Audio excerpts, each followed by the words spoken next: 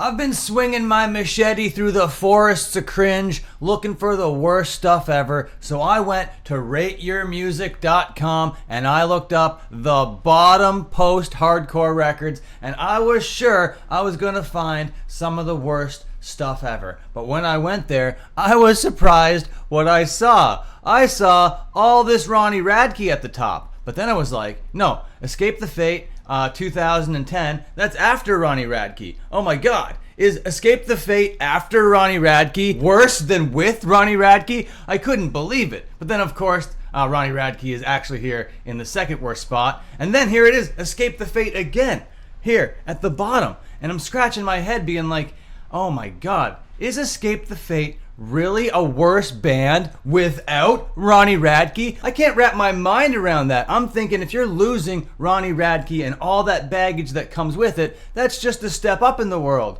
But based on all these ratings over here on rateyourmusic.com, that's just not the case. So I had to do a little bit of my own research. I had to do a little bit of my own digging, and what that basically means was I had to listen to a bunch of really bad music to determine what was the worst of the worst. And I'm here to tell you that I didn't find the worst of the worst here. I was expecting nothing but cringe, nothing but putrid nonsense, okay? But when I dove into these records, there's some redeeming qualities, but not many, okay? But that's not the question we're here to ask today. Today, I need to find out, is Escape the Fate worse without Ronnie Radke? Hey, how's it going? I'm Dan Frampton. I'm the friendly neighborhood gatekeeper around these parts. If you like what I do around here, if you like videos about punk rock and all adjacent things, then you're gonna want to subscribe, you're gonna want to hit that like button, and you can always take these things back, okay? This is not a contract written in blood or anything. You don't need to feel any sorts of guilt about anything you're doing,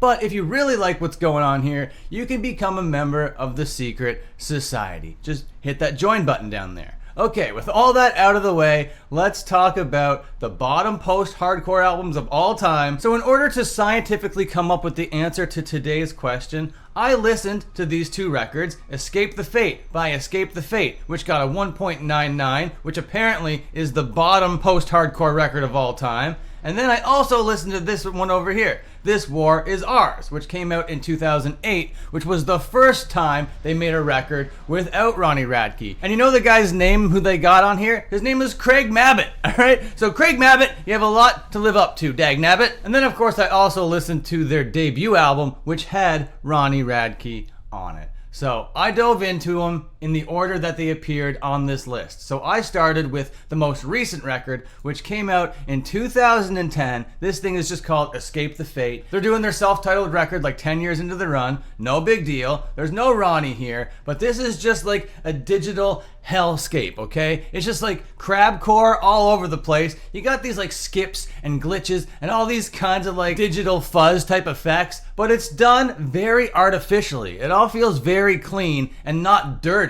you know what I mean? And when you have like fuzzes and glitches and skips and that type of thing, you want it to seem organic, not seem like you just pushed skip button and like, oh, okay, I want a glitch here, okay? It's so funny and kind of anti-anthemic, all right? They're making these like anthems, these big stadium rock anthems, but while doing that, they're making like the cringiest thing in the world that could never ever fill those walls, okay? This is some bad, overproduced, bland ass stuff, okay? These riffs are a dime a dozen. You could hear these riffs a million times over, and Craig Mabbitt is not really impressing me on the old vocal front either. These are some pretty uninspired vocal lines and melodies. There's nothing interesting going on here from a vocal perspective, from a lyric perspective, from an instrumental or composition perspective, from a production perspective. This is a lot of bad stuff going on. And on top of all that, the song titles and the lyrics are so cringe. Now I know I might be saying a lot of really bad negative things right now, but it really is just mostly basic, you know? It's not really gonna be impressing anybody, especially in this genre, and especially in 2010, when we've heard this a million times over, okay? But there is one cool aspect of this record that makes me go, oh, good job, guys. and that is the sweep arpeggios that are on this thing.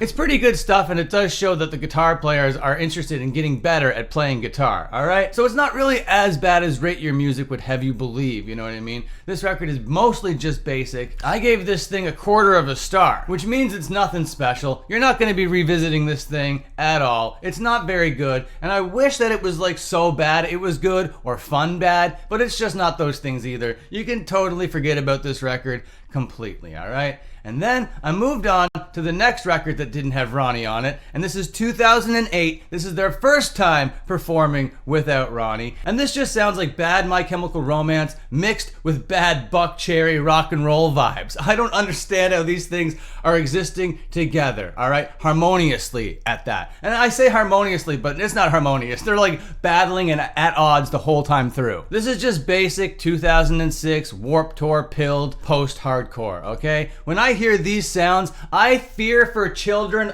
all across the globe, okay? But musically and vocally, this stuff isn't bad. It's not great, and it's definitely not winning any awards. And if you want post-hardcore, emo, there are a million kinds of bands better than this, okay? There's nothing fun or interesting going on here, but it's not quite unlistenable. We went farther back in their catalog, and it's better. So, if this is trending in this way, then this looks like Ronnie might actually be an improvement for these guys, but we're not there yet, okay? I gave this record, the 2008 affair called This War Is Ours, 1/2 a star, okay? It's mid. It's absolutely mid, which is a very nice thing to say about an Escape the Fate record, okay?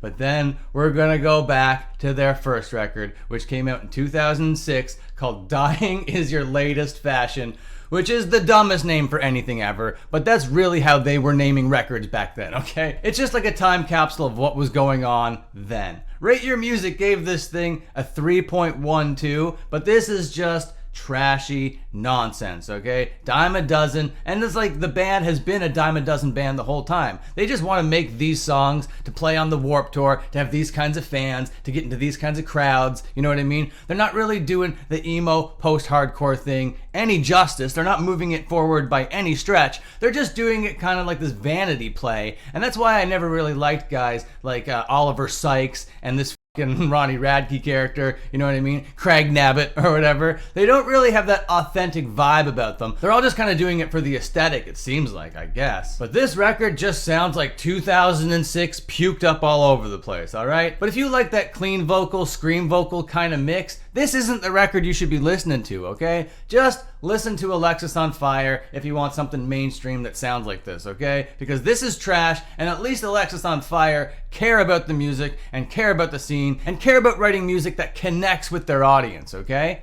Even though I'm not the hugest Alexis on Fire fan in today's day and age, but their first record is actually kind of amazing. And maybe this might be my nostalgia speaking, but Dying Is Your Latest Fashion might be their best record, might be their most popular record, might be their most famous and fun record, you know what I mean? I gave this thing 3/4 of a star, which means it's pretty okay, I guess, which also means Escape the Fate was actually better with Ronnie Radke. I can't believe I just said it. He was an improvement in the band. I can't believe that that's a real, true statement that can be said, okay? But Craig Mabbitt, you really dropped the ball, Dag Nabbit. Oh my god, I can't believe I did it. I said nice things about Ronnie Radke. Oh my god. Thank you so much for watching this video. If you liked it, leave your like and subscribe right where you left them at the beginning of the video. Thank you so much. Ring the bell if you're cool as hell, and until my next upload, you can watch these other uploads over here. Okay, see you later.